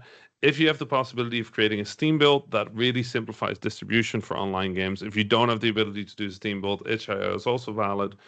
The main thing you want to do is you want to create a Discord or another place where the community can talk to each other, and then you can actually start feeding that into your marketing. Your biggest problem is getting people into the Discord, so start with friends, people you know, people you trust, and set a schedule for playtests. That really helps in this case. Just say like every Friday we're gonna kick the servers on for 2 hours. We're gonna do some playtesting. Then we'll ask you some questions. Like schedules really help with this stuff. And offline is very similar, but you have a bit more logistics that you need to, take care of, in which like where you're gonna hold the playtest, and you have to physically gather around the people and make sure they're in the room. You start off with the dev team, then you move out to friends and family, and then you end up with strangers in that order, to make sure that you're getting the feedback in the right spaces for the games. Ideally, when you want to survey players or you're actually playtesting with players, when you go out into the stranger territory, the one tip I would give you is to make sure to distance yourself from being the dev team. This way, you get honest answers from people. So one thing I used to like to do is that I would sit with the people that I'm playtesting and tell them, look, I don't know the team at all. I don't even like them, to be honest, but I'm here to do this job, and here's the build. So, and we play it, and then like I will start to ask them questions. And because they think I'm completely unaffiliated with the game, you get some harsh truths. And the biggest feedback I would tell you about the playtesting while you're doing that is don't be defensive. You'd want the things that hurt you more than the things that stroke your ego, and come in with hypotheses, with very explicitly written I think that the players are going to like this because of that. I think the players are going to do this because of that. When you go in with very defined hypotheses of what you're expecting from a playtest, then you open yourself up for either for being proven wrong. And that's more important than being proven right. You actually want to see that because you want to see how you can adjust your design to accommodate for that feedback. Fawzi said one thing that I really want to emphasize is like, do not defend yourself. Do not try to explain why it is the way it is. Don't defend yourself. Don't just put your ego in a fridge, leave it there. You can come grab it after the show is over together with your jacket. Like, just drop it. Like, if you walk away like borderline crying at like how misunderstood the game is, that gives you really good information about where you need to improve your game. If you come away having had 2 or 3 40-minute discussion about why they got it wrong, all anybody has learned is the other people have learned you're not fun to play test with. So don't just leave it. Shut up. Ask for questions. Ask your questions. Check your hypotheses. Look at how they play. Watch. It's not just about talking. Watch about how they play. Are they frustrated? Are they happy? Are they laughing? Are they shouting? Like, especially for a multiplayer game, is it the kind of multiplayer game where I'm supposed to jump out of my chair, point at you, and laugh at you, or is this the kind of game where we're supposed to like give each other a slap on the shoulder? Like, are you seeing that behavior? I just put in a 1 week game design crash course that I've done on this non-for-profit website. There is an entire section that is about playtesting and tips on playtesting. So have a look. This is for free. Awesome. Thank you so much, both of you. Fawzi, I also love the fact that your answers were very much like they worked not just for like offline video games, but also for board games and card games. So yeah, it's just really good to see that all this advice can go through different places. Generally, when I talk about games, I'm thinking any act of play. So if we're running around each other in a yard, a lot of the stuff I say applies. Yeah, absolutely. Absolutely. Um, awesome. Yeah, one of the things I wanted also to add in terms of like playtesting is um observing is extremely important, just like Rami said. But also like try to make sure that anyone that has a chance to play your game, try to make sure that you have whatever feedback you're looking for ready to be asked later on. Because if the person that's, just watching the playtest has no idea what they're looking for, they might not recognize that you want to see how the players feel about the new gun you just implemented. So make sure that you know what you're playtesting with the certain group, because that's what's going to help you improve your game later on. When Valve made a playtest for Portal, they people loved the game, but they were like, okay, this was a great tutorial, but when does the game start? And then they realized that they had like a huge problem, and this was Portal, by Valve. So um, everyone playtests, everyone has those days. I feel like that's a song, but anyway. This is for playtesting. We have a question about businesses, which is in small or solo studios, how much does the business aspect eat up of your time? So how much time do you spend on business stuff? 50% ish. Like about half. Like as an indie, it's about half. At least if you're an indie founder, you'll find it's about half. You need to do biz dev. You need to get your team happy. You need to make sure there's funding. You need to make sure the next project is underway. You need to do your taxes. I'm doing my taxes. I hate my taxes. Um, you know, it's going to be 50 or more. Like if I have a good week, I get to spend half of the time on development. If I have a business week, I sometimes spend 100% of my time on business. Like sometimes I don't get to do games for like a week or two, three. Then it's so important that my teams understand what they have to be doing, because I won't be there to like properly like deal with it or give feedback or like do direction. So um yeah, if you're an independent developer, don't forget, if you become a successful independent developer, you stop being a developer. It's one of the things I think a lot of especially indie developers forget is that you are not just making a game, but you're also an entrepreneur now, you know? So like you're doing all the stuff that entrepreneurs are doing while you're also building a video game. And yeah, that's a tough balance, you know? Absolutely, absolutely. And speaking of a tough balance, what are the pros and cons of going indie or AAA? So like, yeah, this is a very So so interesting question. the pros for both of them are you get to make video games, and the cons for both of them is you get to make video games. Like I think that's very much it. Like, you know, Yeah. AAA and indie, they have different risks, they have different opportunities, they have different paths. Indie, you get to own to a degree, you get to own what you do. Yeah, there's a lot more freedom, there's a lot more ability to do things, but you're beholden to whether you can get it funded. You know, there's all that. AAA, you have less of that, but you might not have as much control over the thing you're making or how it's being made. You might get frustrated, you might get laid off. So at this point, it's like everything is kind of a mess. Um, I think both of them are worthwhile. I don't think any of them is better than the other.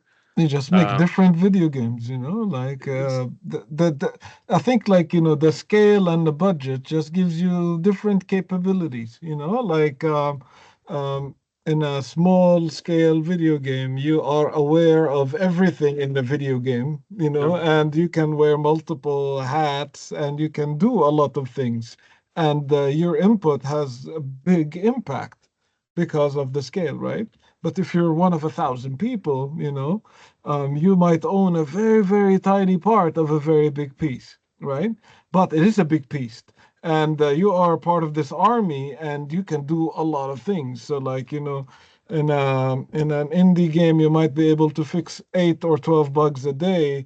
In a AAA game, you might be able to close several hundreds of bugs a day, So but at the same time, you are working on that particular size. Even for like, the project directors or supervisors who are supposed to oversee a lot of the AAA game. It's impossible for one person to know everything that's happening everywhere in the game, Like you're focusing on the gameplay part of the game. You probably don't know what's the seventh item and on the options menu, yeah. you know.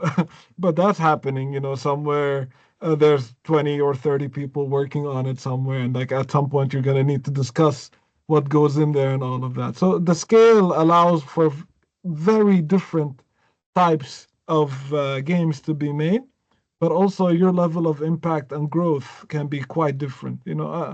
As an indie developer, I find myself that I was learning particle effects, programming, scripting, and animation, and all of that stuff. Where when I was when I'm in a AAA on the floor, I am like there was one project in which I was just balancing Excel sheets for one particular part of a game for 8 months, and that was all I was learning. I learned a lot about that one thing, but not what I've learned in a indie game. So it's very different. Yeah, absolutely, absolutely. They are you're making games, just scales different, basically. Awesome. Scale is different, scope is different, your part in it, your impact, all of that stuff. But Hmm. I think they Absolutely. both have uh, their own stresses for different reasons, and they both have some really high highs as well. Yeah, absolutely, absolutely. Awesome. All right, we have I think like five more questions. So I'll speed run through them. So the first one is how does leadership differ in the games industry from the classic business leadership, especially from the indie scale? I feel like you're excited, Fawzi. Um, it's because I think like there's the understanding of leadership. I think is so. If I would zoom out, leadership is the art of influencing people. That's all it is. So your success of a leader is how good you are at influencing people to accomplish a goal. Mhm. And when they don't know what the goal is, how good you are at convincing them that this is the goal that they should pursue. You know, and that ability or the definition of what leadership is applies whether you are leading 3 people or you're leading several hundred. And I think because of the interlaced nature of leadership and the fact that it's very heavily human and communication based, then it actually doesn't scale. You know, in its connection. What does scale is the processes that the leadership put in place to convey the messages, to convey the goals, to motivate people to follow the goals, So on a personal connection, as a leader, you would only be able to perfectly manage 8 to 15 people at a time. But in order for you to scale that at a larger scope, that needs to branch out. So you become a leader of leaders. And those leaders also become leaders of leaders, and then that becomes a branch. But the influence that you have over the people that you manage, how you are managing, and the values that you instill should trickle downwards, if you have the right processes in place. So it's both a very personal relations-based art and a very processes-based art. And when I studied management, the part about leadership, the module that I studied about leadership, was the only one in which it wasn't about studying material as much as it was studying material and reflecting about yourself. Because the leadership is such a personal quality that you can develop only by developing yourself through acts of reflection and iteration and all of that. The thing that you can learn from books is process and how many people you should manage, meetings, scrum, methodologies. Those are things that you can read up on. Leadership is a personality trait that you develop to some extent. Yeah, I think that there really is like the idea that leadership will be different in games or indie games from any other leadership. I don't think I ascribe to that either. Like leadership is leadership. I think there are circumstances or contexts that are rather special about games, deeply multidisciplinary, like very different types of people that you're working with. Like there are things that are unique about games, like that aren't common in any other places. I think that even if you are a very good leader in tech, you might not come across as easily in games because you'd have to learn completely different types of language, completely different type of people. But if you have the inherent sort of like, or the trained ability to be a good leader, you will be able to flourish in the games industry equally. It just will take time to adjust to what is here. But I always remind people, if you do leadership in the games industry, just keep in the back of your head, you're working with very different people that look at the world in very different ways, that have very different processes and methods of thinking about things. And your primary job as a leader is to align them, is to steer them towards a clear goal, is to offer them clear constraints, and to make sure that everybody has their nose pointed in the same direction. Preferably the one that fits with what you're planning, but not always the one that fits with what you're planning, right? Like sometimes you have to let the slack go a little bit so that the team will run, and that's okay. So um, there's a lot to learn, but the best way you become a leader is just, practice leadership, and you practice leadership with accountability. You practice leadership by reading about it, by practicing it, by listening to people, and by having that accountability. You will fuck up. Like, don't get me wrong, you will. There will be points where you just don't do right, and then the best thing you can do is, to take accountability and to improve. It's one of the tougher jobs you can take, I think, because everybody watches and everybody has a reason to dislike what you're doing until you stop giving them reasons to dislike what you're doing. Yeah, I guess you also sometimes need to take the tough decisions and hope for the best. So that's one of the cons, I guess, that comes with being a leader. The eyes are on you at the end of the day. It's that thing where I always tell people like that there's a fundamental difference between programming and art. Art gives you an answer much quicker, but programming gives you a literal answer, right? There's no such thing as code that is good but not quite like. If you're an artist, you can draw a thing and nobody can tell you whether it's good or not. Everybody has subjective opinions and then a rubric of things to grade it by. But there's no such thing as like good art, right? The computer Photoshop won't go and be like, ooh, not sure about that one.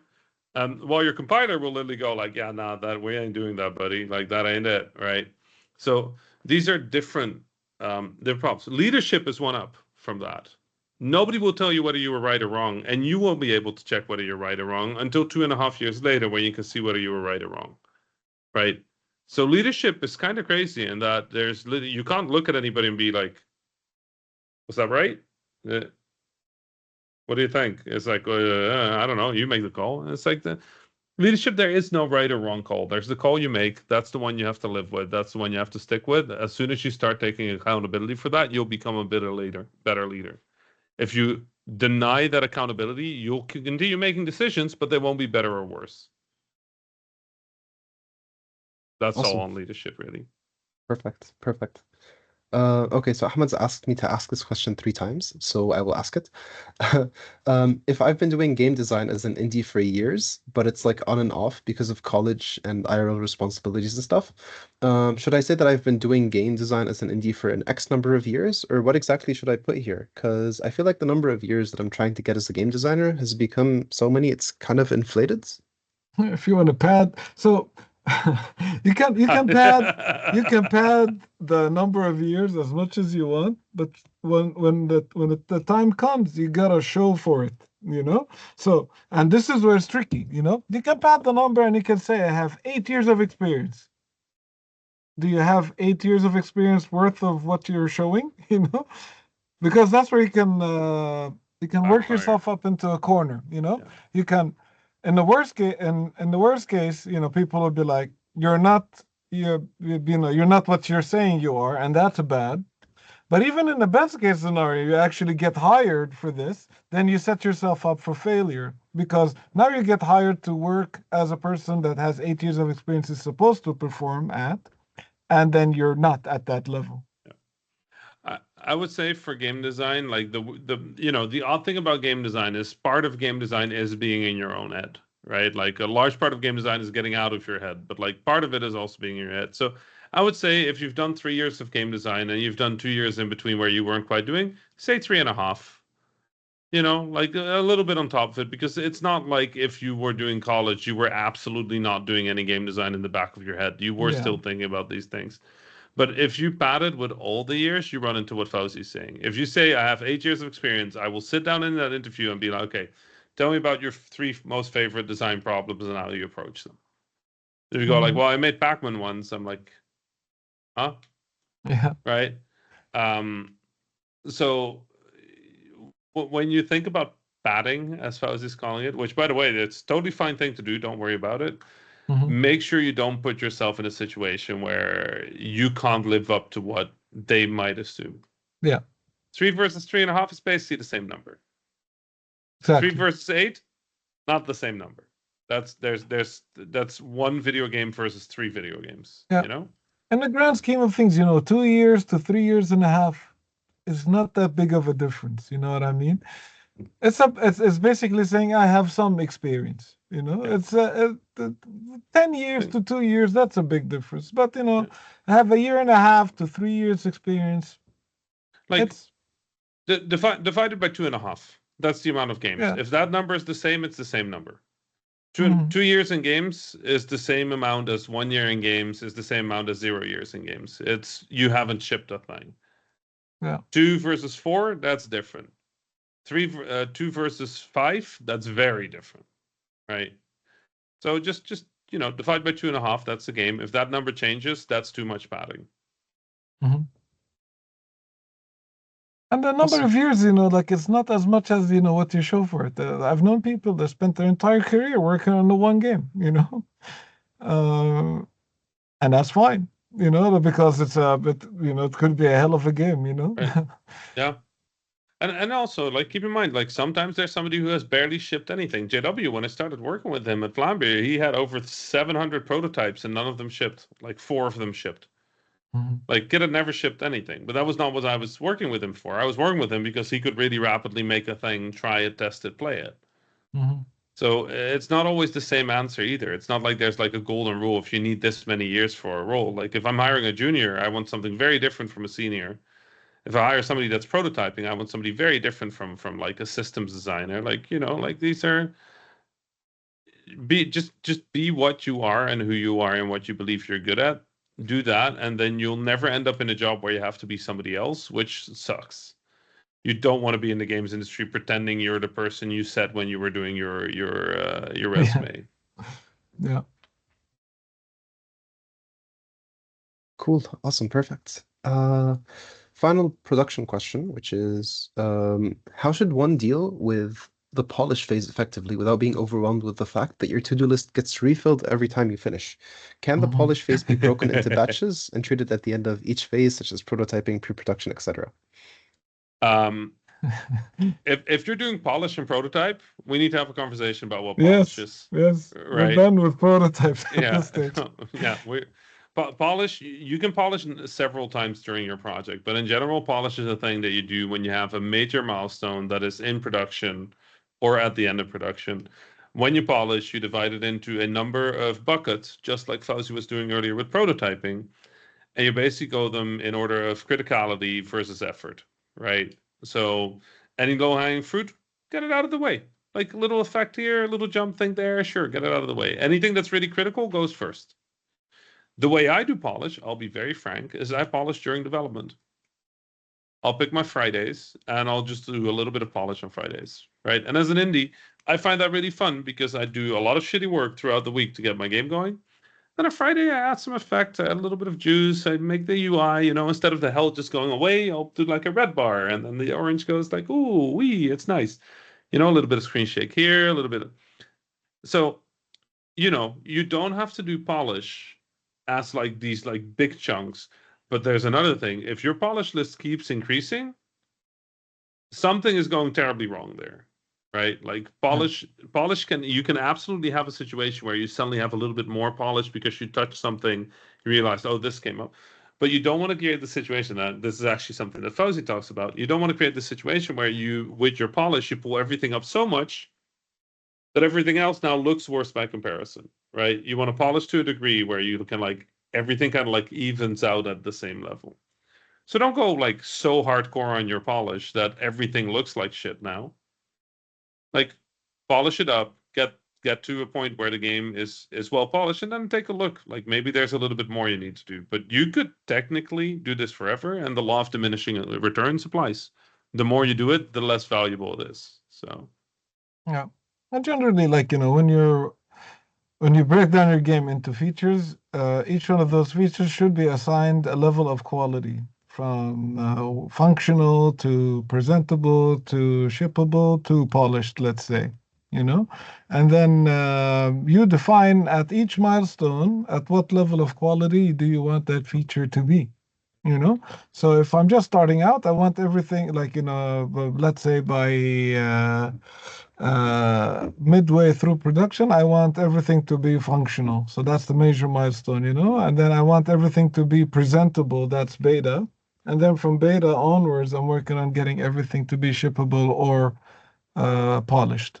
And, I put to myself a deadline, and then by then, whatever is polished is polished, whatever is shippable, and then I make the decision of what can I live with or not, because ultimately, the more time you spend polishing, that's more money you're spending on the game. And depending on the number of people you have on the game, that number can increase drastically.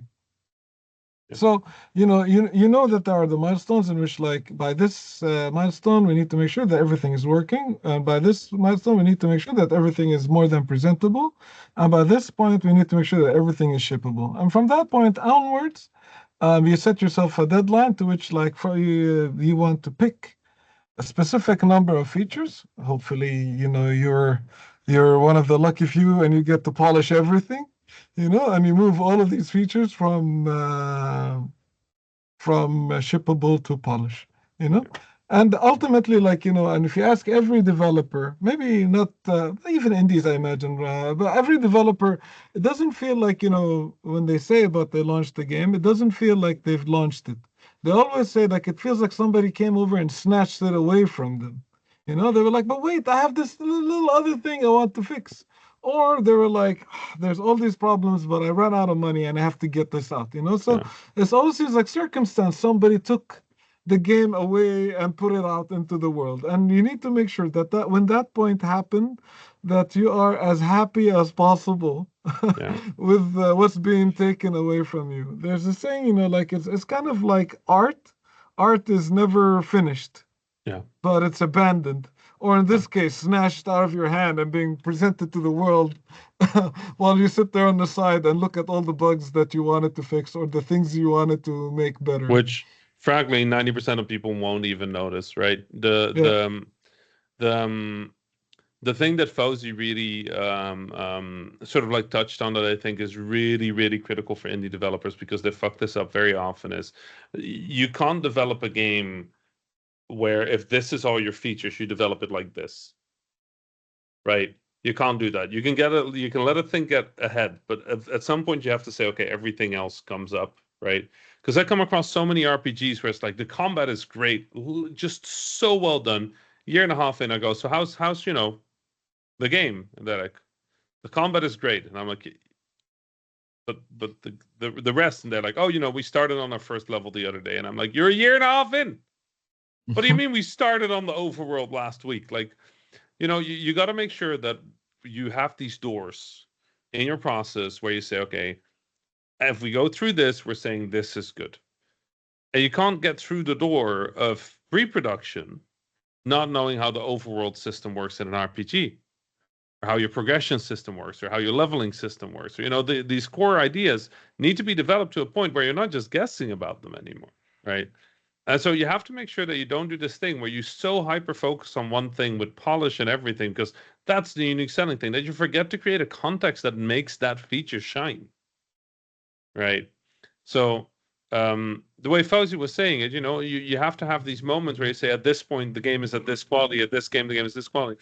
I once heard a very good production producer saying, and it was, if you have a game where 100% of the features are 50% done, your game is 0% done. Right?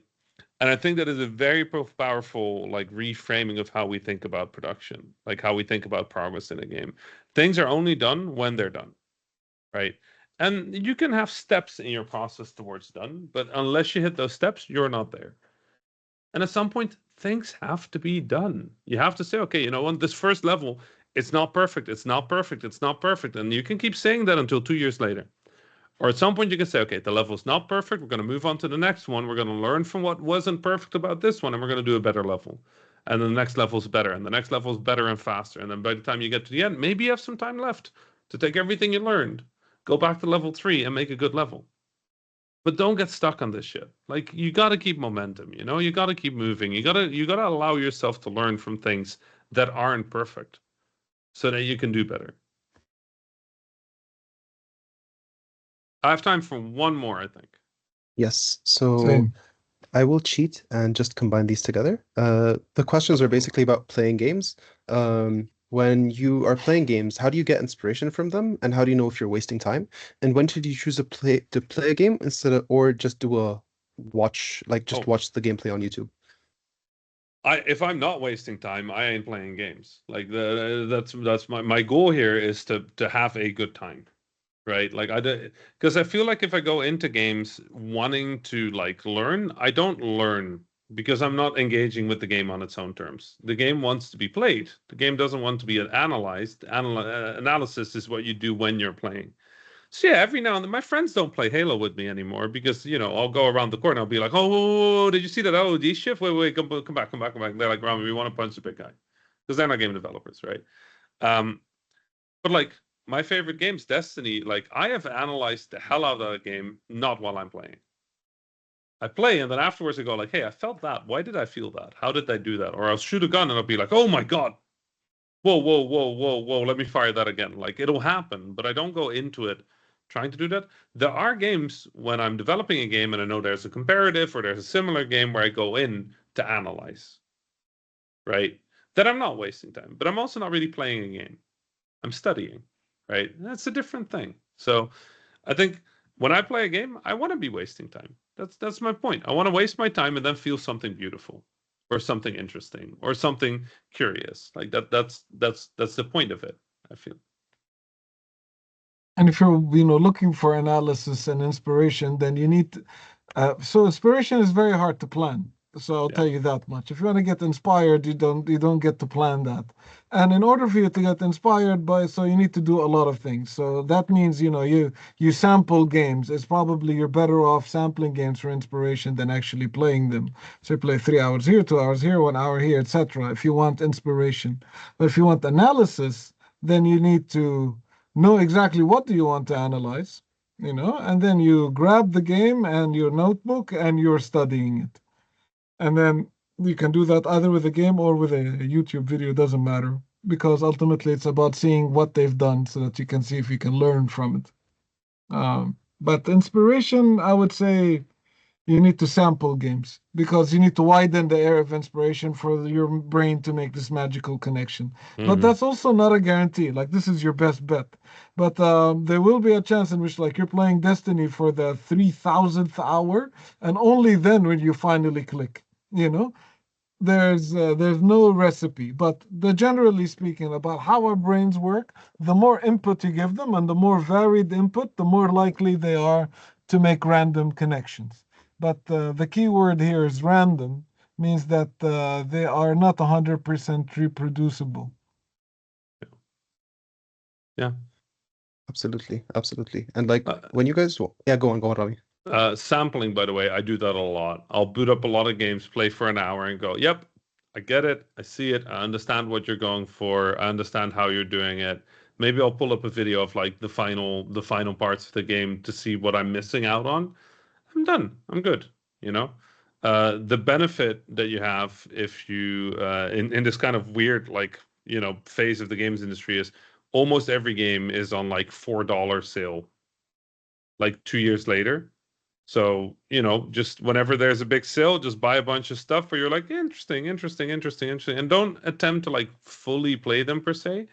Play an hour or two, get a feeling for what they're trying to do. Try to figure out why they made certain decisions. Like, I always think that's one of the best exercises. Like, can I figure out what was at the heart? Like, if they had the whiteboard in their studio, what was on their whiteboard? Like, that's a good exercise. And I enjoy doing that one. Awesome. And guys, don't forget that if you just get your inspiration from your games, then you're probably just going to regurgitate whatever the games say. So live lived experiences, like enjoy life. If you want to make a good game, do something other than games. That's where you'll get to do the stuff that you want to do. Awesome. On this note, the final two questions are, Rami, are you on a plane right now? No, but I will be in 48 hours if the weather holds up. I'll be flying to Germany for a short visit to a beautiful castle there. Nice. Is this before Gamescom? Yes. Cool. Awesome. And the final question is, can people contact you in some way to either share different ideas or to just talk to you or just fangirl, basically? For me, yeah, find me on Twitter, THA_Rami. And then when our podcast starts again, find us at thehabibis.com, which hopefully soon again. Yep. Inshallah. Inshallah soon. Inshallah, yep. You can find me Fawzi Mesmar on Twitter and Fawzi.zone, my website. Also add me on LinkedIn. Anywhere, easily searchable. If you type Fawzi Games, you should find me somewhere on the internet. Awesome. Perfect. Thank you so much, you guys, for being the final session at this year's Gaming Academy. It was great having you, and thank you everyone for attending. And I guess we'll see you later. Take care. Thank you. See you soon. Salam. Bye-bye.